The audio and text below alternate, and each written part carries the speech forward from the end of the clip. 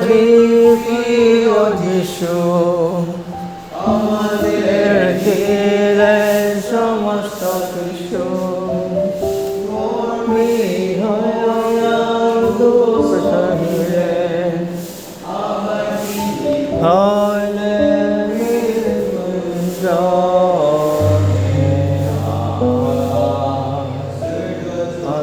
তারা সকলে করে ঈশ্বর প্রশংসা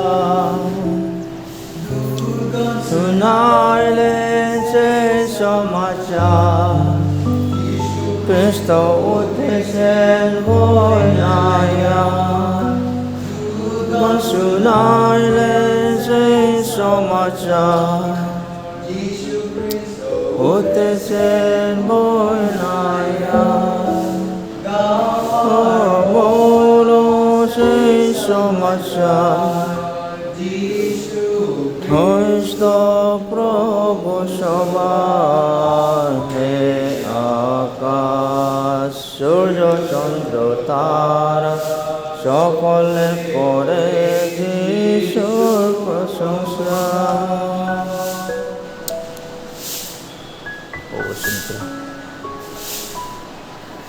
নমস্কার, সকলকে ধন্যবাদ। এই বিশেষ সময়টা আমরা আপনাদের জন্য প্রার্থনা করি। আর ঈশ্বর যে স্বয়ং সর্বশক্তিমান, আমরা সকলের জীবনে কষ্ট আপদ বিপদ অসুস্থ হয়ে থাকে, এই জন্য আমাদের উপায় হচ্ছে ঈশ্বর, তিনি ভালো করবেন, সুস্থতা দিবেন। এই জন্য আমরা সর্বশক্তিমান সৃষ্টিকর্তা ঈশ্বরের কাছে প্রার্থনা। তার আগে ঈশ্বর তার বাক্য থেকে, শাস্ত্র থেকে কয়েকটা অংশ করিয়া আমরা ধ্যান করব, আমরা প্রার্থনা করব। আর একটি বিশেষ অংশ আমরা কয়েকটি অংশ থেকে পড়া হইব। এখানে একটি অংশ আসছে মথি লিখিত সুসমাচার 24 অধ্যায় 35 পদ। আমি একেবারে একটা একটা করিয়া পড়ব।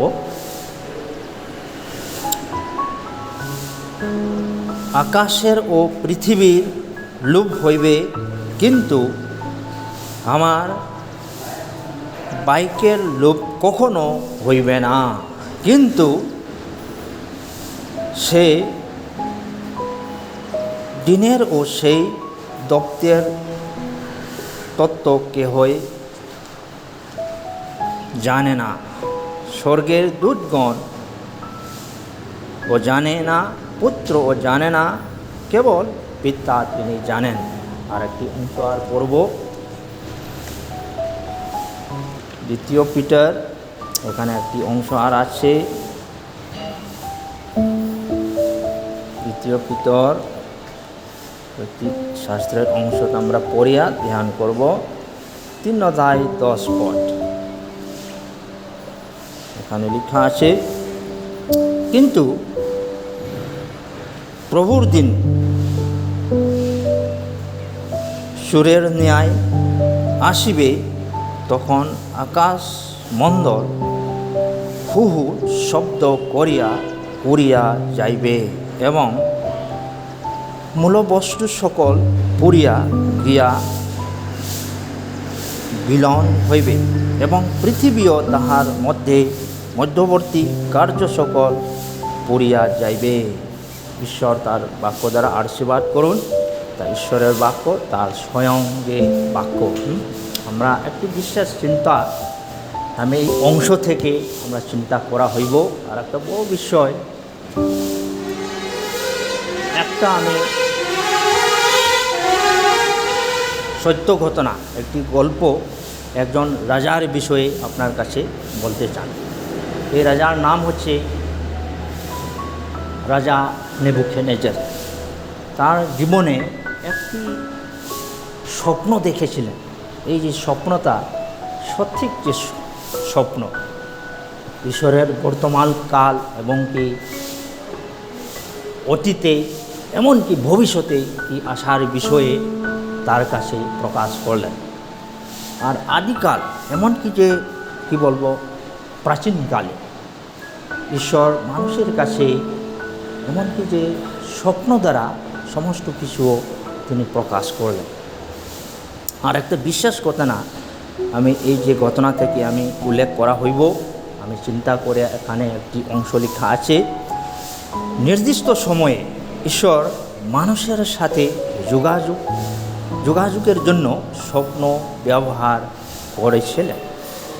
সেই লোকদের মধ্যে একজন ছিলেন বেবিলনের যে রাজা, তার নাম হচ্ছে কি? রাজার নাম হচ্ছে নেবুখাদনেজার।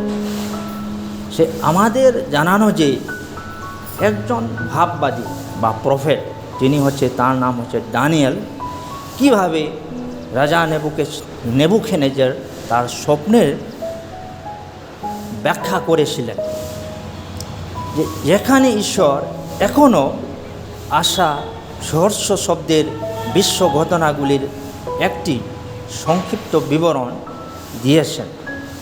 আর এটি একটা বাইবেলের একটি বিবরণ থেকে নেওয়া হয়েছে এই অংশটি। যেমন এই যে কালদীয় সাম্রাজ্যের প্রধান নেবুখাদনেজার একটি অদ্ভুত স্বপ্ন দেখেছিলেন। আর তিনি কি হয়, তিনি 4টি ভিন্ন অংশ দিয়ে তৈরি একটি বড় কি বলবো সে মূর্তি, বড় মূর্তি দেখেছিলেন। সে নবী দানিয়েল তাকে অর্থ ব্যাখ্যা করতে সক্ষম হয়েছিলেন। তিনি বলেছিলেন যে এই দৈত্যের সাথে মাটির ফুট 4টি সে ধারাবাহিক সমাজের প্রতিনিধিত্ব করে, ইয়া দুর্বল ভীতির কারণে ভেঙে পড়বে। ইতিহাস তার ব্যাখ্যা নিশ্চিত করে। মাটির পায়ের মূর্তি আমাদের মনে ভরিয়ে দে মানুষ পৃথিবীতে ইয়া কিছু সংগঠিত করে যায়, তাই অনিশ্চয়তা আমাদের তখন হচ্ছে 21 শতাব্দী, এই যে সময়টা 21 শতাব্দীর বিশ্বে কঠিন এবং কার্যকারী কিছু নয়।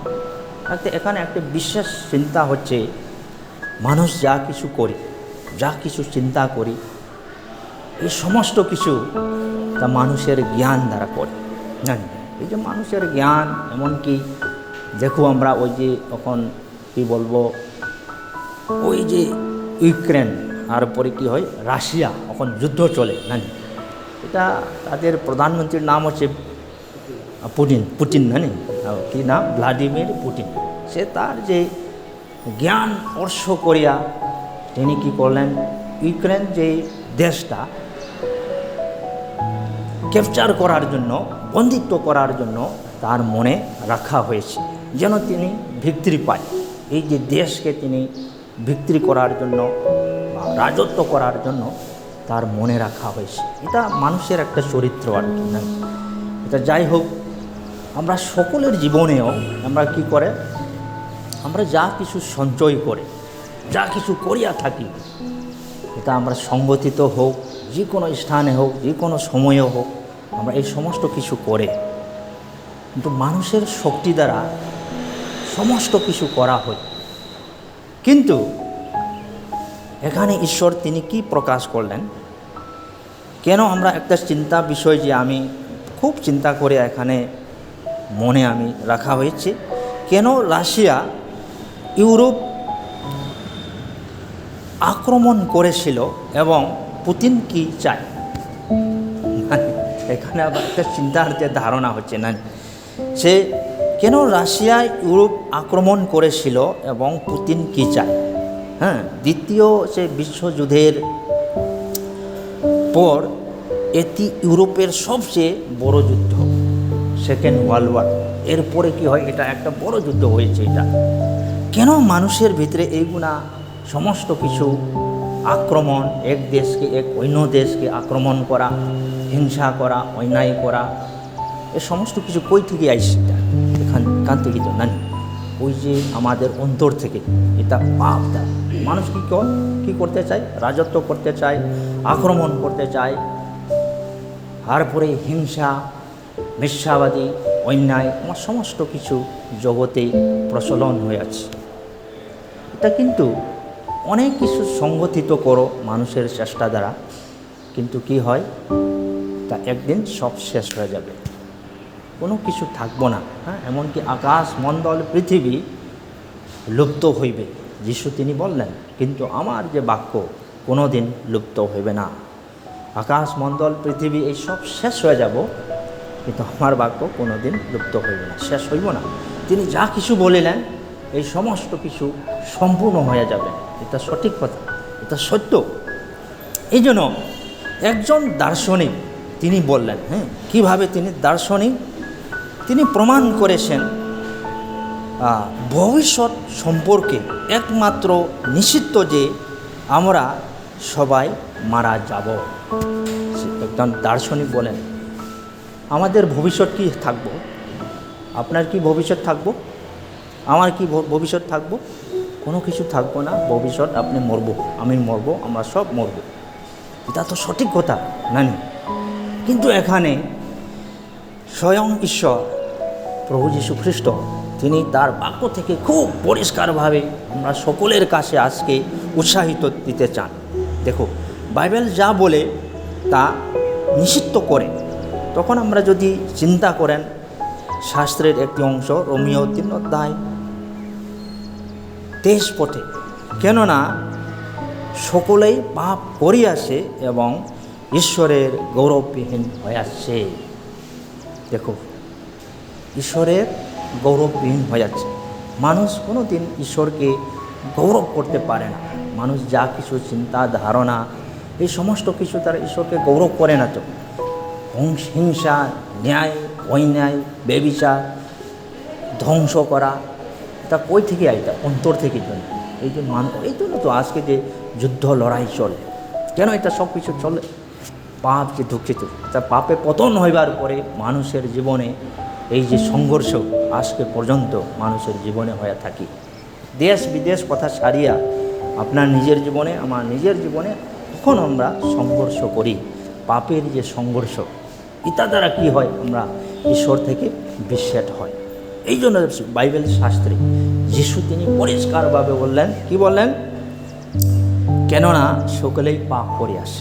এটা দ্বারা কী হয়? ঈশ্বরের গৌরববিহীন হয়ে যাচ্ছে। এটা দ্বারা তো ঈশ্বরকে আমরা সম্মান দেয় না, নিজের ইচ্ছামতে, নিজের জ্ঞানে, নিজের চাতুরিতে, নিজের ইন্টেলেকচুয়াল মানুষ সব কিছু ইউজ করে আজকে বম, কিতাকিতি, অন্যান্য অর্থ বানায়া দেশ অন্য দেশকে হিংসা করা, ধ্বংস করার ইত্যাদি চেষ্টা করে থাকি। কেন হইতেছে এটা? মানুষের যে পাপ দ্বারা। কিন্তু মানুষ, ঈশ্বর এখানে পরিষ্কার লেখা আছে, প্রভু যীশু খ্রিস্ট, কিন্তু আমরা সকলের জন্য সুখবর আছে। ঈশ্বর কিন্তু মানুষ পাপ, অন্যায়, ব্যভিচার, হিংসা করে শুনি ত্যাগ করে না। দেখুন, আর একটা অংশ আবার পড়ব।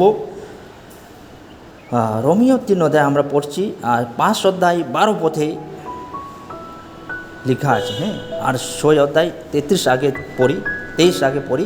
কেননা পাপের বেতন মৃত্যু, কিন্তু ঈশ্বরের অনুগ্রহ দান আমাদের প্রভু যীশু খ্রিস্টতে অনন্ত জীবন। এটা কত যে আনন্দের বিষয় নাই। এখানে আমরা একটি বিশেষ শিক্ষা লাভ করি, সুখের বিষয় যে এটা কি আছে? ঈশ্বরের চূড়ান্ত শব্দ নয়। ঈশ্বর এমন কি শেষ, পাপে পতন হইল, তোমার কোনো পথ নাই, তুমি ধ্বংস হইবে, তুমি নরকে যাইবে, এরকম ঈশ্বর ত্যাগ করে না, ঈশ্বর ছাড়ে না। আমরা সকলের একটি বিশ্বাস সুখবর হচ্ছে সুসমাচার। এখানে কি লেখা আছে? এখন আমরা যে পড়ছি, কেননা পাপের বেতন মৃত্যু, কিন্তু কি আছে? ঈশ্বরের অনুগ্রহ দান আমাদের প্রভু যীশু খ্রিস্টতে অনন্ত জীবন। কত যে আশ্চর্য বিষয়, কত যে আনন্দ বিষয়। ঈশ্বর আপনাকে, আমাকে, পাপী সকলকে তিনি ত্যাগ করেন, রেহাই দে, সময় দে, যেন মন ফিরায়, পাপ থেকে চেতনা পায়, অনুতাপ হয়ে তাকে যেন আমাদের পরিত্রাণ, মুক্তি, আশা তিনি দিয়া থাকি। তার যে অনুগ্রহের দরজা আজকে পর্যন্ত খুলিয়া রাখে। দেখুন, আমরা চিন্তা করি একটা বড় বিষয়, দেখুন, কেননা সে তার সৃষ্টিকে ভালোবাসে এবং তাকে বাঁচাইতে চায়। আপনাকে বাঁচাইতে চায়, আমাকে বাঁচাইতে, কেননা আপনি আমি তার সৃষ্টি। আপনি আমি কত যে মূল্যবান সৃষ্টি। এমনকি সব কিছু যে সৃষ্টির মধ্যে মানুষটা একেবারে উত্তম সৃষ্টি বলে। Man is the best creature, এরকম লেখা আছে। মানুষ ঈশ্বরের সৃষ্টির মধ্যে জীবজন্তু, এমনকি সব কিছু জীবজন্তু থেকেও মানুষ খুব মূল্যবানভাবে ঈশ্বর তিনি সৃষ্টি করিলেন। এমনকি বলা আছে নিজের প্রতিমূর্তি রূপে সৃষ্টি করিলেন। এই জন্য ঈশ্বর মানুষকে চায়, এই জন্য ঈশ্বর মানুষকে প্রেম করে, তিনি ভালোবাসেন। এই জন্য অত যে হিংসা, অন্যায়, ব্যভিচার করলেও ঈশ্বর মানুষের জন্য মন ফিরাইবার, অনুতাপ করিবার জন্য কখনো সময় রাখি। দেখো, অনন্ত জীবন সে চাই না তো, কেননা তিনি আপনাকে আমাকে খুব মূল্যবানভাবে তিনি সৃষ্টি করেন, তিনি ভালোবাসেন। আজকে আপনি চিন্তা করুন, আপনার জীবনে অনেক কিছু সংঘর্ষ হইতে পারে, পাপের লড়াই হইতে পারে, সংঘর্ষ চলতে পারে, কিন্তু আপনি যদি নিজের পাপ ত্যাগ করিয়া প্রভুর কাছে যদি যায়, যিশুর কাছে যদি বলে, প্রভু আমি একেবারে অসহায় পাপী, আমি অন্যায়, বেবিচার, আমি নিজের ভুল আমি দেখতে পাই, তুমি আমাকে ক্ষমা করো, তুমি আমাকে শান্তি দাও, তোমার পরিত্রাণ আমার জন্য আমি বিশ্বাস করি। এটা আমরা আমাদের হৃদয়ে বিশ্বাস করতে হয়। আর এটি সেই দৃঢ় ভিত্তি যা মৃত্যু এবং অনন্ত জীবন। যারা তাকে বিশ্বাস করে অনন্ত জীবন, যারা তাকে অন্যায় করে বিশ্বাস করে না, তারা দুঃখ কষ্ট থাকব, অনন্তকাল নরক দিকে তিনি বিচারে যাইবেন। যদি আপনি আজকে ঈশ্বর আপনাকে যে রেহাই দিয়েছেন, সময় দিয়েছেন, এই সময় যদি আপনি মন ফিরায়, আপনাকে অনন্ত জীবনটা আপনার জন্য হইবে। আর একটা বড় বিষয়, আপনি কি তার অনুগ্রহের উপহার হিসাবে এই পরিত্রাণ বরং আশা পেয়েছেন? এটা আমার প্রশ্ন হচ্ছে, আপনি কি এই যে আশাটা পেয়েছি কি না, পেয়েছেন? যদি আজকে আপনার কাছে যদি আশা নাই, আপনি তার কাছে মন খুলো, অন্তর খুলিয়া তাকে ডাকুন। কীভাবে? যিশু নিজেই নিশ্চয়তা দেন, প্রভু যিশু নিজেই নিশ্চয়তা দেন যে তারা সব সময় নিরাপদ থাকবে। ঈশ্বরের কাছে সব সময় নিরাপদ আছে, ঈশ্বরের কাছে সব সময় আশ্রয় আছে, প্রভুর কাছে সব সময় নিরাপদ আশ্রয়। তিনি আপনার জীবন মৃত্যু পর্যন্ত তিনি তার যে হাত ধরিয়া আপনাকে স্বর্গে পর্যন্ত তিনি নিয়ে যাবেন। এটা আপনার কাছে যদি নিষিদ্ধ হইতে চান, আজকে এই সময়ে আপনি নিজেকে চিন্তা করুন, নিজেকে পরীক্ষা করুন, আপনি কিভাবে কি সংঘর্ষ চলিয়া থাকি, পাপের, অন্যায়, বেবিচার, এমনকি নিজের জীবনে, এমনকি পারিবারিক জীবনে হোক, কার সঙ্গে যদি আপনি সংঘর্ষ থাকি, আপনি পাপ ত্যাগ করুন, নিজের পাপ স্বীকার করুন আর প্রভুকে বলুন। কেননা তিনি আজকেও ডাকি, সে সব সময় তাকিয়ে থাকি, হে পরিশ্রান্ত ভারাক্রান্ত লোক সকল, আমার নিকটে আইসো, আমি তোমাদিগকে বিশ্রাম দিব। দেখো, তিনি আবার নিমন্ত্রণ করেন, সে পরিত্যাগ করে না। কোনোদিন ঈশ্বর মানুষকে পরিত্যাগ করে না। যাও, তুমি পাপে পতন হইল, তোমার কোনো চান্স নাই, তোমার কোনো পরিত্রাণ নাই, ঈশ্বর কোনোদিন বলে না। কেননা শাস্ত্রে পরিষ্কার লেখা আছে, প্রভু যীশু খ্রিস্ট পাপের ফল মৃত্যু, কিন্তু এখানে কিন্তু লেখা আছে ঈশ্বরের অনুগ্রহ দান, অনন্ত জীবন প্রভু যীশু খ্রিস্টতে। আরও কত যে সুযোগ কই থেকে পাইবে না, আর পাইব না। কোনো দিকে যাও, ঘোরো ফিরো, চলো, কোনো দিন পাইব না। আবার আপনি পড়ে আছো, তার বাক্য মধ্যে আপনি ধ্যান করো, শিক্ষা করো, আপনি নিশ্চয় শান্তি, ক্ষমা, এমনকি মুক্তি, স্বর্গের আশা পাইব। এই জগতে থাকতে সময় আপনি শান্তিভাবে জীবনযাপন করবে। আসো না কেন, যা কিছু যুদ্ধ হোক, এমনকি যে লড়াই হোক, কোনো কিছু করিয়া থাকবে, কিন্তু আপনার কাছে শান্তিটা বজায় রাখবো, আপনি মানিয়া চলবো। এটা আপনি অভিজ্ঞতা পাইবেন, তখন আপনার পাপ স্বীকার করে যিশুকে গ্রহণ করুন। তাই ঈশ্বর আশীর্বাদ করুন, আপনার চিন্তা করুন, সময় নষ্ট করবেন না। কালকের জীবন আমরা কেউ বলতে পারে না, কোনো গ্যারেন্টি আসে কালকের জন্য, আমি অমুক দিন থাকবো, আজকেরও কোনো গ্যারেন্টি নাই, আসেনি কোনো গ্যারেন্টি। ঠিক আছে, হ্যাঁ, আপনারা চিন্তা করেন। ঈশ্বর আপনার সকলকে প্রভুর বাক্য দ্বারা আশীর্বাদ করুন। আমরা চোখ বন্ধ করি, প্রার্থনা করি। পিতা ঈশ্বরে, প্রভু তোমার যে পবিত্র বাক্যের জন্য ধন্যবাদ করি প্রভু। আজকে আমরা দেখেছি প্রভু, এই জগতে যুদ্ধ, তাড়না, আপদ বিপদ, পাপের যে সংঘর্ষ চলে, এই সমস্ত কিছু পাপের পতন দ্বারা মানুষের জীবনে যা কিছু ঘটেছি, তা আমাদের যে পাপের ফল। কিন্তু প্রভু তুমি বললেন পাপের ফল মৃত্যু, কিন্তু এখানে লেখা আছে তোমার বাক্য মধ্যে পাপের ফল মৃত্যু, কিন্তু ঈশ্বরের অনুগ্রহ দান অনন্ত জীবন প্রভু যিশুতে। ধন্যবাদ করি প্রভু তোমার যে পবিত্র বাক্যের জন্য, তোমার যে প্রতিজ্ঞার জন্য। প্রত্যেকের জীবনে পরিত্রাণ মুক্তি তুমি দিতে চাই, সকলের জীবনে যেন বুঝতে পারি মহান পরিত্রাণ মুক্তি প্রভু যীশু খ্রিস্টতে। ধন্যবাদ করি প্রভু, যতজন এখানে উপস্থিত ভাই বোন, তাদের প্রতি দয়া অনুগ্রহ রাখো, তারা সুস্থতা হয়ে ভালো হয়ে আর ঘরে চলে যায় প্রভু, তুমি আশীর্বাদ করো। সঙ্গে সঙ্গে মহান পরিত্রাণ লাভ করি তুমি সাহায্য করো তোমার পবিত্র আত্মা দ্বারা। এমনকি আমাদের যে সময়, আমাদের জীবন, আমাদের যে চিকিৎসা, ডাক্তার, নার্স, কর্মীবৃন্দুরা, আমার সকলকে তোমার হাতে রাখি। ধন্যবাদ করি প্রভু, এই যে বিশ্বাস, প্রার্থনা, প্রশংসা একমাত্র আমাদের ত্রাণকর্তা প্রভু যীশু খ্রিস্টের নামে এই প্রার্থনা চাই।